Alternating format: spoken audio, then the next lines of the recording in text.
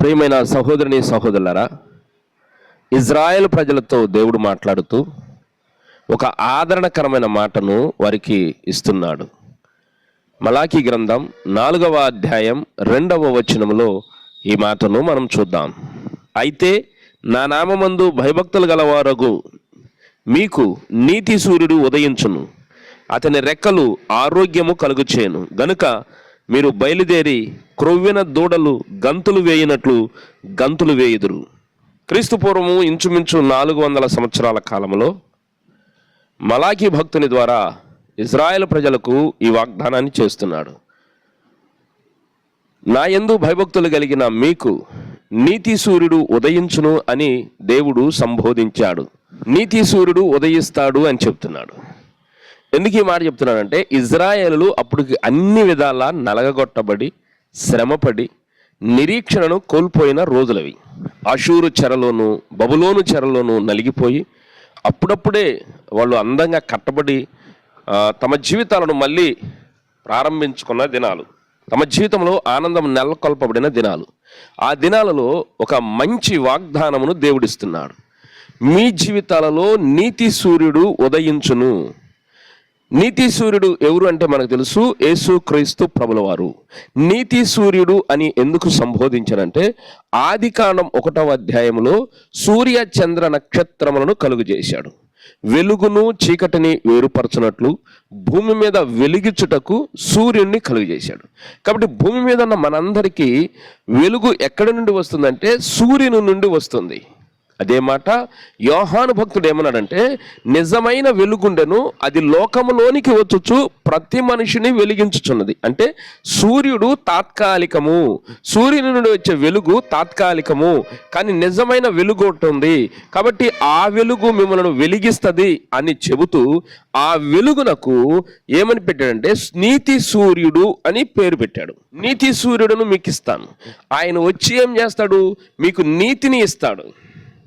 మీకు నీతిని ఇవ్వటం ద్వారా మీకు స్వస్థత కలుగుతుంది. ఆయన రెక్కల నీడను ప్రయాసపడి భారము మోసుకొనుచున్న సమస్త జిల్లారా నా యొద్దకు రండి, నేను మీకు విశ్రాంతిని కలుగు చేస్తానన్నాడు. నా యొద్దకు రండి అంటే ఎక్కడికి వెళ్ళాలి? మనమందరము ఆయన రెక్కల నీడకు వెళ్ళాలి. ఆయన రెక్కల నీడకు వెళ్ళాలంటే ఆయన రెక్కలలో ఏముంది? ఆయన దగ్గర ఏముందంటే నీతి ఉంది. ఆ నీతిని దేవుడు మనకి అనుగ్రహిస్తాడు. కాబట్టి ప్రభు అన్నాడు, మొదట మీరు పరలోక రాజ్యపు నీతిని వెతకండి, అప్పుడు అవన్నీ మీకు అనుగ్రహింపబడును. కాబట్టి దేవుని దగ్గర స్వస్థత ఉంది. ఆ స్వస్థత మీకు రావాలంటే ఆయన నీతి మీకు కావాలి. ఒకసారి అబ్రహామునకు యెహోవా వాక్యము ప్రత్యక్షమైంది. అప్పుడు అబ్రాహాము ఆయనను నమ్మెను. కాబట్టి నమ్మటం వలన ఆ దేవుడు అతనికి అది నీతిగా ఎంచెను. కాబట్టి నీతి దేవుడు మనకి ఎలా ఇస్తాడంటే మొదట విశ్వాసం ద్వారా ఇస్తాడు. మనము దేవుని నమ్ముట ద్వారా మనం నీతిమంతులం అవుతాము. మనము చేసే దాన ధర్మాలు కానీ పుణ్యకార్యాల వల్ల మనము నీతిమంతులము కాము, కానీ యేసుక్రీస్తును నమ్ముట ద్వారానే మనకి నీతి అనుగ్రహింపబడింది. కాబట్టి అబ్రాహాము ఆయనను నమ్మెను గనుక ఆయన అది అతనికి నీతిగా ఎంచెను.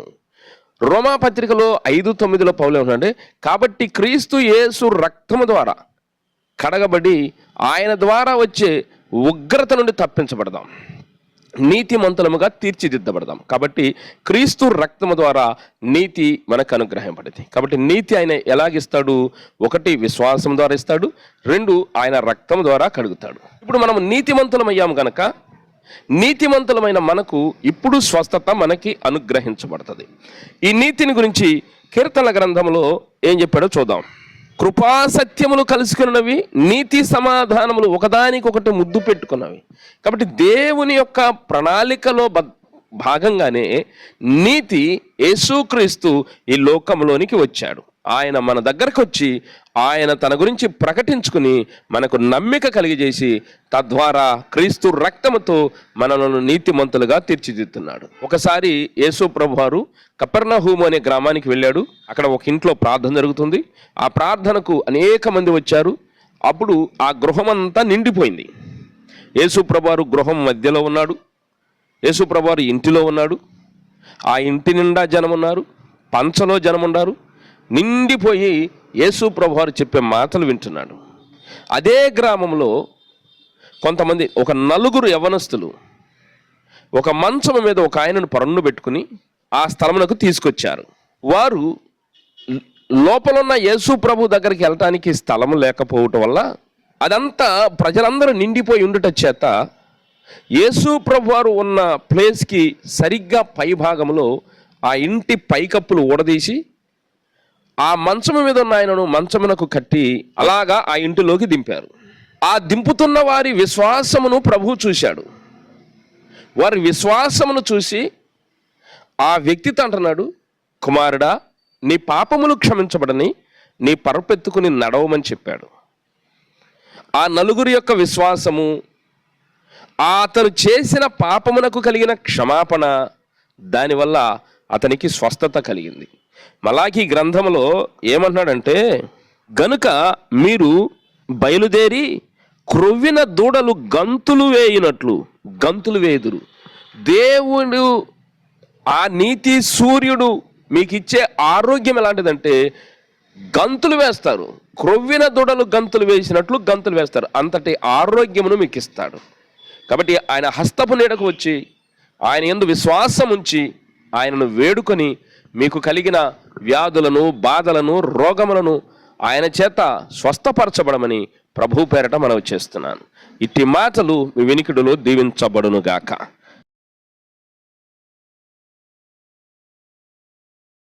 రాజుల మొదటి గ్రంథం 10వ అధ్యాయం 1వ వచనం. షేబా దేశపు రాణి యెహోవా నామమును గూర్చియు సొలొమోనుకు కలిగిన కీర్తిని గూర్చియు విని గూఢార్థము గల మాటల చేత ఆయనను శోధించుటకై వచ్చెను. దేవుడు తన పరిశుద్ధ మాటను దీవించునుగాక. సమస్త జ్ఞానమునకు మించిన దేవుని సమాధానము మీ హృదయములకును తలంపులకును కావలి ఉండునుగాక. దైవజనాంగం వినండి. సొలొమోను దగ్గరకు ఒక ఆమె వచ్చింది. ఆమె షేబా దేశపు రాణి.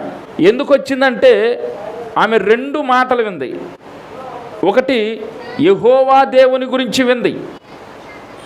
2, సొలొమోనుకు కలిగిన కీర్తిని గురించి వింది. ఆమె దగ్గరున్న సమాచారం చెప్పేవాళ్ళు సొలొమోను గురించి చెప్పారు. స్తోత్రం. సొలొమోనుకు కలిగిన కీర్తిని గురించి చెప్పారు. కీర్తి ప్రతిష్టలు, పేరు ప్రతిష్టలు. సొలొమోనుకు కలిగిన కీర్తిని గురించి చెబుతూ సొలొమోను దేవుడైన యెహోవాను గురించి కూడా చెప్పాడు. ఇప్పుడు ఆమె సొలొమోను వైపు నడవాలనుకుంది. స్తోత్రం. దేవుని వాక్యాన్ని వినటానికి వచ్చిన నా ప్రియ సహోదరుని, సహోదరుడా, ప్రప్రథమంగా ఈరోజు దేవుడు చెబుతున్న పాయింట్ ఏంటంటే, నీ గురించి ప్రజలు వినాలి. నీ గురించి ప్రజలు ఏమి వినాలంటే, నీకు కీర్తి, నీకు పేరు ప్రతిష్టలు, నీ మంచితనము, నువ్వు చేసే మంచి పనులు, నువ్వు నడిచే మంచి నడవడిక, నీ జీవితంలో నువ్వు తీసుకునే మంచి నిర్ణయాలు, నువ్వు అనుభవించే సక్సెస్ఫుల్ లైఫ్, దీని గురించి ప్రజలు వినాలి. నీకెందుకు ఇంత కీర్తి వచ్చింది? నువ్వెందుకు ఇంత మంచిగా ఉన్నావు? ఇంత మంచిగా ఉండటానికి గల కారణం ఏంటి అంటే, నీ దేవుడు కనపడాల. స్తోత్రం. హల్లెలూయా. యేసుక్రీస్తుని నమ్ముకున్న మనలో రావాల్సినటువంటి మార్పు ఏంటంటే, మన మాట తీరు మారాలి, మన ఆలోచన సరళి మారాలి, మనం చేసే పనులు మారాలి, మనం తీసుకునే నిర్ణయాలు మారాలి. స్తోత్రం. హల్లెలూయా. మనము ప్రతి విషయంలో కూడా ఆచితూచి అడుగు వేయాలి. ఇది దేవుని చిత్తమా కాదా? ఇది వాక్యానుసారమైన జీవితమా కాదా? మనం తీసుకునే నిర్ణయాలు వాక్యానుసారమైనవా కావా? ఆమేన్. ఆ ఒక్క బేస్మెంట్ నువ్వు నేను వేసుకోగలిగితే అందంగా ఇల్లు కట్టేస్తాడు దేవుడు. స్తోత్రం. ఆ ఇల్లు ఏంటంటే మన జీవితమే. హల్లెలూయా. ఆశ్చర్యపోతారు. ఇంత అందమైన నడవడిక, ఇంత అందంగా ఉంటుంది అతని మాట అనేటువంటి మాట నీ గురించి తెలియకుండా నీ చుట్టుపక్కలకి వెళ్ళిపోతుంది. దానిని బట్టి ప్రభువు సంతోషిస్తాడు. షేబా దేశం అంటే మీకు చెప్తా, ఆమె దక్షిణ దేశపు రాణి. ఇజ్రాయేల్ దేశానికి దక్షిణ దేశపు రాణి ఆమె. ఆ ప్రాంతం నుండి వచ్చింది సొలొమోను దగ్గరికి. సొలొమోను దగ్గరికి ఆమె రావటానికి రెండు కారణాలు. ఒకటి, యెహోవా దేవుని గురించి వింది. 2, సొలొమోను కీర్తి గురించి ఉంది. ఈ రెండు ఒకదానికొకటి పెనవేసుకుని ఉంటాయి. స్తోత్రం. యెహోవా దేవుని గురించి విడిగా విని, సొలొమోను గురించి విడిగా విని, ఈ సబ్జెక్టు రెండిటికి ఏమీ సంబంధం లేదన్నట్టు కాదు, రెండు కలిసి ఉన్నాయి. సొలొమోనుకి పేరు ప్రతిష్టలు వచ్చినాయి. అతని గురించి అన్ని రాజ్యాలలో చెప్పుకుంటున్నారు. ఆయనకి అంత కీర్తి రావడానికి కారణం ఏంటంట? వాళ్ళ దేవుడు అంట. స్తోత్రం. ఆమేన్. సొలొమోనుకు కలిగిన కీర్తి, ఏమి కీర్తి కలిగింది చూడండి. 1 రాజుల గ్రంథం 4వ అధ్యాయం 29-30 వచనాలు. దేవుడు జ్ఞానమును బుద్ధిని వర్ణింప శక్యము కాని వివేచన గల మనస్సును సొలొమోనునకు దయచేసెను గనుక సొలొమోనునకు కలిగిన జ్ఞానము తూర్పు దేశస్థుల జ్ఞానము కంటెను, ఐగుప్తీల జ్ఞానమంతటి కంటెను అధికమై ఉండెను. సొలొమోనునకు దేవుడు చాలా ఇచ్చాడు. సొలొమోనుకి మంచి పేరు, మంచి ఖ్యాతి కలిగింది. అది ఎంత పేరు అంటే అంత గొప్ప పేరు సొలొమోనుకి దేవుడు ఇచ్చాడు. కారణం, సొలొమోను తండ్రి దేవుని దగ్గర బ్రతికిన బ్రతుకు. స్తోత్రం. పేరెంట్స్గా, తల్లిదండ్రులుగా మనం చేయాల్సిన ఒక బాధ్యత అది. మన బ్రతుకు కాలమంతా దేవుని దగ్గర ఒబ్బిడిగా, దేవుని దగ్గర అన్ని విషయాల్లో మనల్ని మనం తగ్గించుకుంటూ, అన్ని విషయాల్లో మనం సెట్రైట్ చేసుకుంటూ, మనం ఎవరిని దూషించకుండా, ఎవరి పాపములో పాలిభాగస్థులము కాకుండా, మన మట్టుకే మనము సరిచేసుకుంటూ, దేవుని వాక్యాన్ని వింటూ మనము సరిచేసుకుంటూ నడవగలిగితే, మనము నడిచిన నీతి ప్రవర్తనను బట్టి డబల్ పోర్షన్ బ్లెస్సింగ్, రెండింతల ఆశీర్వాదం మన బిడ్డలకి ఇస్తాడు. అప్పుడు మనకు పేరు ప్రతిష్టలు వస్తాయి. ఆమేన్. అందుకన్నాడు సొలొమోనుకు దేవుడు చాలా ఇచ్చాడు. చదవండి ఆ 4వ అధ్యాయం 29-30 వచనాలు. దేవుడు జ్ఞానమును ఇచ్చాడు. సొలొమోనుకి ఏమి ఇచ్చాడు చెప్పండి? జ్ఞానం ఇచ్చాడు. సొలొమోను రాజు అయినాక దేవుడు ప్రత్యక్షమయ్యాడు. సొలొమోను రాజు అయ్యావు, బాగుందా? హ్యాపీగా ఉండవా? ఈ శుభ సంతోషంలో నేను నీకు ఒక ఆశీర్వాదం ఇవ్వాలని నీ దగ్గరకు వచ్చా, ఏం కావాలో కోరుక అన్నాడు. కానీ సొలొమోను అన్నాడు, అయ్యా ఈ రాజ్యమంతా నీ బిడ్డలు వీళ్ళందరూ, వీళ్ళ మీద రాజుగా నన్ను ఉంచావు, రాజయ్య అర్హత నాకు లేదయ్యా. ఈ బిడ్డలందరికీ న్యాయం చేయాలంటే నా జ్ఞానము సరిపోదు, నాకు నీ జ్ఞానము కావాలి. ఏం కావాలి? నాకు నీ జ్ఞానము కావాలి. అప్పుడు దేవుడు సొలొమోనుకు జ్ఞానమునిచ్చాడు. దేవుడు సొలొమోనుకు జ్ఞానం ఇచ్చాడు కాబట్టి, ఆ జ్ఞానయుక్తముగా సొలొమోను కదిలాడు కాబట్టి సొలొమోనుకు కీర్తి వచ్చింది. ఆమె సొలొమోనుకు జ్ఞానం అవసరమైంది. ఏ విషయంలో? రాజ్య పరిపాలన విషయంలో. సొలొమోను అడిగాడు, ఈ ప్రజలందరూ నీ ప్రజలు ప్రభువా, వీళ్ళకి న్యాయం చేయటం నా వల్ల కాదు, వీళ్ళకి పరిపాలించాలి, న్యాయం చేయాలంటే నీ జ్ఞానం నాకు కావాలి ప్రభువా. దేవుడు మురిసిపోయాడు. స్తోత్రం. ఇది వింది షేబా దేశపు రాణి సొలొమోను దగ్గరకు రావటానికి తీర్మానం చేసుకుంది. చూడండి 1 రాజుల గ్రంథం 4వ అధ్యాయం 32-33 వచనాలు. అతడు 3000 సామెతలు చెప్పాను,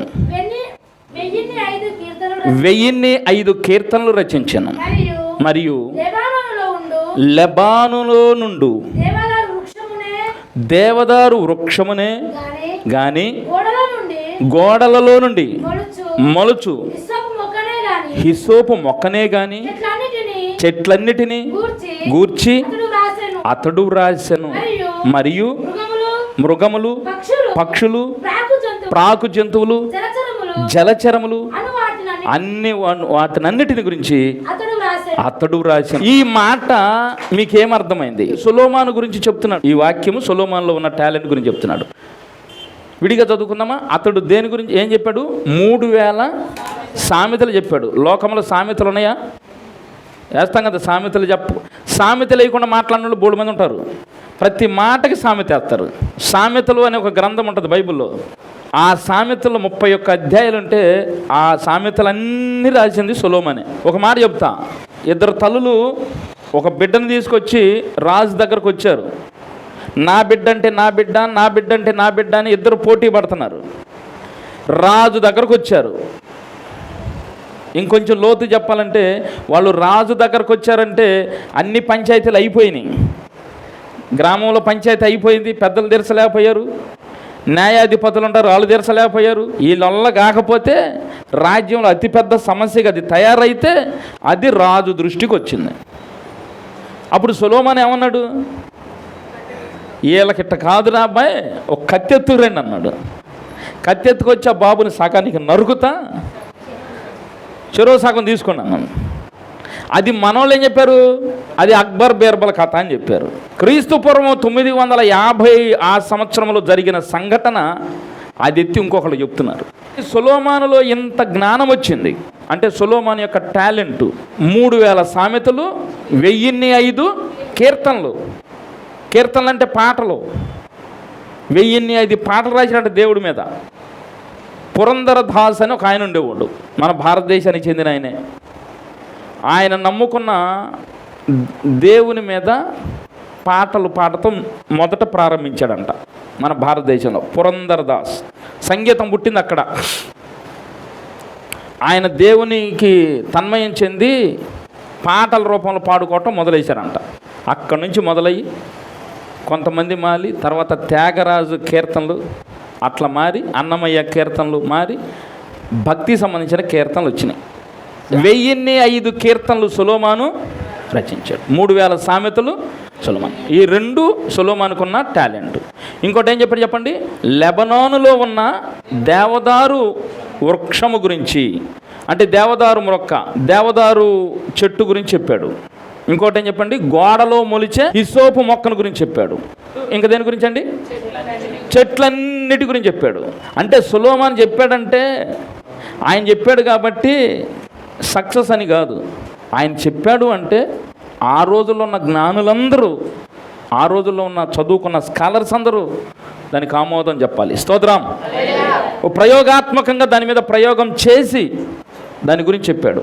హిస్సోపు మొక్కను గురించి చెప్పాడంటే ఏం చెప్పాడు అని లోపలికి వెళ్తే అది ఏ కుటుంబానికి చెందిన మొక్క, అట్లా విడమరిచి చెప్పాడు. ఇది పలానా కుటుంబానికి చెందిన మొక్క, ఇది తల్లివేరు లేదా గుబురువేరు, ఇలాంటి ఆ మొక్కల గురించి స్టడీ చేసి, అంటే బోటనీలో ఆయన స్కాలర్. ఆమెన్. ఇది మనం అర్థం చేసుకోవాలి. హిస్సోపు మొక్క గురించి చెప్పాడంటే ఏదో చెప్పాడు అనుకోమాకండి. హిస్సోపు మొక్క అనేది ఎక్కడ పుట్టింది, ఎప్పుడు పుట్టింది, దాని జాతి ఏంది, దాని కుటుంబం ఏంది, ఏమండి అలాగ బోటనీని మనం చదువుతుంటే మొక్కల గురించి వివరంగా ఉంటుంది. అలా ఆ హిస్సోపు మొక్క గురించి, దేవదారు మ్రాను గురించి, ఇలా అన్ని మొక్కల గురించి చెప్పాడు. అంటే బోటనీలో PhD చేశాడు. స్తోత్రం. రెండవది జంతువుల గురించి చెప్పాడు. జంతువులు, పక్షులు, జలచరములు, ప్రాకు జంతువులు. ప్రాకు జంతువులు ఏంటి, పాములు అనుకోండి, రకరకాల పాకుతాయి. వీటన్నిటి గురించి చెప్పాడు. చెప్పాడంటే ఏం చెప్పాడు, కథ చెప్పాడా? అట్లా చదివితే మీకు అర్థం కాదు వాక్యం. జంతువులన్నిటి గురించి చెప్పాడు. ఇప్పుడు డిస్కవరీ ఛానల్ ఆడేందో పరిగెడతాడు, ఆ గుంటలో దాగుతాడు, ఆ పురుగు తింటాడు, అది చేస్తాడు, ఇది చేస్తాడు. ఏంది వీడికి పిచ్చ అనిపించింది మనకి. కానీ ఏంటంటే అందులో ఏ మెడిసిన్ ఉందో, అందులో ఏ ప్రమాదకరం ఉందో, దానికి ఏ మందు కనిపెట్టాలో ఒక మనిషిని ముందు నిలబెట్టి ప్రపంచంలో ప్రయోగాలు చేస్తున్నారు. కాబట్టి జంతువులన్నిటి గురించి చెప్పాడంటే జువాలజీలో PhD చేశాడు, బోటనీలో PhD చేశాడు. అంత పెద్ద స్కాలర్ అండి సొలొమోను. ఊరికి వచ్చింది అనుకున్నారు శాబాదేశపు రాణి సొలొమోను దగ్గరికి. శాబాదేశపు రాణి మహాజ్ఞాని అండి, మహాజ్ఞానవంతురాలని. అన్ని విషయాల్లో ప్రవీణురాలై గూఢార్థంగా ఆయన ప్రశ్నించింది. వాటన్నిటికీ నిమ్మలంగా ఇట్లా అన్నాడు, నేనే పెద్ద స్కాలర్ అనుకుంటే నన్ను మించిన లేకుండా నువ్వు అందామే. అంటే ఆయన దృష్టి నేర్చుకునేటప్పుడు నేర్చుకున్నాడు ప్రియులారా, చదువుకునేటప్పుడు వినండి, చదువుకున్నాడు ప్రియులారా, చదువు మీదే దృష్టి ఆయనకి. సడన్గా దేవుడు జ్ఞానం ఇచ్చేశాడు, జ్ఞానం బట్టి ఇదంతా వచ్చేసింది అని భ్రమ చెందమాకండి. ఆయన అడిగింది కేవలం రాజ్య పరిపాలనలో జ్ఞానం మాత్రమే. రాజ్య పరిపాలనలో జ్ఞానము అంటే సమన్యాయము చేయటానికి జ్ఞానమే. రాజ్య పరిపాలన ఎలా చేయాలో తండ్రి అయిన దావీదును చూసి నేర్చుకున్నాడు. అక్కడ రాజ్యములు అన్ని విద్యలు ఉంటాయి. మోషే ఐగుప్తీల సకల విద్యల యందు ప్రవీణుడయ్యాడు. అంటే ఒక రాజ సంస్థానం ఉందంటే ఆ సంస్థానంలో అనేక విద్యాలయాలు ఉంటాయి. రాజకుమారులు మాత్రమే అక్కడ చదువుకుంటారు, వేరే వాళ్ళకి ఎంట్రీ ఉండదు. రాజకుమారులు, రాజు దాయాదులు వీళ్ళందరూ చదువుకుంటారు. ఏమేమి ఉంటాయి? అన్ని రంగాలు ఉంటాయి. సొలొమోను రాజు అవ్వక ముందే ఆయన వయసుకు తగ్గట్టుగా ఆయన పరిమళించాడు. పువ్వు పుట్టగానే పరిమళించిందన్న సామెత ప్రకారము బాల్య దశలో ఏమి చదువుకోవాలో అది చదువుకున్నాడు. బాల్య దశలో ఏ విద్యలు అభ్యసించాలో ఆ విద్యలు అభ్యసించాడు. స్కాలర్స్గా అన్నింట్లోనూ పిహెచ్డి చేశాడు. ఆమెన్. మరి మనం ఏం చేస్తున్నామో ఆలోచన చేయండి. మన బిడ్డలు ఏం చేస్తున్నారో ఆలోచన చేయండి. ఏదో ఇలా నమ్మక ఇట్స్ గోయింగ్ ఆన్ అన్నట్టుగా నడిస్తే చాలే అని సరిపెట్టుకున్నాం. బిడ్డలను మనము చైతన్యవంతులు చేయట్లా. ఎందుకు రాలా మార్కులు? కర్ర తీసుకుని కొడతాం. ఏమి అన్ని ఇస్తున్నాగా, ఏమి అన్ని పెడుతున్నాగా, ఎందుకు రాలా అట్లా కాదమ్మా. బైబిల్లో భక్తులు ఉన్నారు. వీళ్ళు కేవలం దేవుడు అనే కాదు, వీళ్ళు చేయాల్సిన పని వీళ్ళు చేశారు. నువ్వు చేయాల్సిన పని నువ్వు చేయాలి. మనము చేయాల్సింది మనం చేయాలి. దేవుని దయ మన మీదకి రావాలి. పోయిన వారం ఏం తెలుసుకున్నామంటే అసలు సొలొమోను అనే ఆయన ఎలా పుట్టాడు అనే విషయాన్ని తెలుసుకున్నాం. ఈ వారము దేవుడు మనకేం చెప్పాడంటే సొలొమోనుకు అంత కీర్తి రావటానికి గల కారణం ఏంటి, ఆయనకి ఏ విషయాల్లో కీర్తి వచ్చింది, ఆయన ఎలా అంత కీర్తి సంపాదించాడు అన్న విషయాన్ని చెప్పాడు. ఆయన ఎవరోనండి మనకెందుకు అనుకోమాకండి. సొలొమోను ప్లేస్లో ఇప్పుడు నువ్వు ఉన్నావు. ఒకప్పుడు సొలొమోను బతికున్నాడు, ఇప్పుడు ఆ ప్లేస్లో నువ్వు ఉన్నావు. నువ్వు ఆయన దేవుని నమ్ముకున్నట్టే నువ్వు దేవుని నమ్ముకున్నావు. సొలొమోనుకేమో అంత పేరు వచ్చింది, నీకేమో ఇంత చెడ్డ పేరు ఉంది. ఈ వాక్యాన్ని చెబుతూ నీ ముందుకు తీసుకొచ్చిన విషయం ఏంటంటే ఈ రోజు నుంచైనా ఒక మంచి ప్రవర్తన కలిగి జీవించే దాని మీద దృష్టి పెట్టు. సొలొమోనులో 2 విషయాలు ఉన్నాయి. ఒకటి పవిత్రంగా ఉన్నాడు, 2 బాల్య దశ నుండి ఆయన ముందుకొచ్చిన ప్రతి విషయాన్ని అవపోషణ పట్టాడు. ఒకే ఒక్క వాక్యం చెప్తుంది. ఆయన బోటనీలో పిహెచ్డి చేశాడు, ఆయన జువాలజీలో పిహెచ్డి చేశాడు. బోటనీలో పిహెచ్డి చేసిన ఒక టైప్ ఆఫ్ కుటుంబ వృక్షాల మీద చేయొచ్చేమో కానీ అన్ని కుటుంబాలకు సంబంధించి వృక్షాల గురించి పిహెచ్డి చేయటం అంటే అది అసాధ్యం. కానీ అన్నిటిలో ఆయన పిహెచ్డి చేశాడు. అలా ఆయన సబ్జెక్ట్ ఏంటో ఇప్పుడు మీకు అర్థమై ఉంటుంది. ఇప్పుడు నువ్వు చదువుతున్న చదువేంది, నువ్వు చదువుతున్న క్లాస్ ఏంటి, ఆ క్లాసులో టాప్లో ఉండటానికి నీ కృషి ఏంటి, టాప్లో నిలబడగలుగుతున్నావా లేక పట్టించుకోవట్లేదా, ఏమోలే ఎట్టగట్లే అని. నీ బిడ్డలు ఎలా చదువుతున్నారు, నీ బిడ్డల యొక్క స్కోర్ ఎలా పెరగాలి. వాళ్ళు చదవలేకపోతే వాళ్ళని శిక్షించటమో దండించటమో కాదు, కానీ దేవుని దగ్గర ప్రార్థన చేసే అలవాటు నీకు ఉండాలి, నీ బిడ్డలకు నువ్వు నేర్పాలి. ఖచ్చితంగా ఇస్తాడు దేవుడు, అంతే, డౌట్ లేదు అందులో. ఇది ఈరోజు దేవుడు మన ముందుకు తీసుకొచ్చాడు. సొలొమోను అనేటువంటి ఆయన ముందు దేవుని జ్ఞానం అడిగాడు, అందుకు దేవుడు జ్ఞానం ఇచ్చాడు. రాజ్యంలో వచ్చే ప్రతి సమస్యను అవలేలగా ఆయన జయించాడు. 3000 సామెతలు చెప్పాడు, 1005 కీర్తనలు రాశాడు. బోటనీలో అన్ని మొక్కల గురించి చెప్పాడు. అన్ని జంతువులు, పక్షులు, జలచరములు, ప్రాకు పురుగులు వాటన్నిటి గురించి ప్రయోగాలు చేశాడు. ఇది సొలొమోను గురించినటువంటి కీర్తి.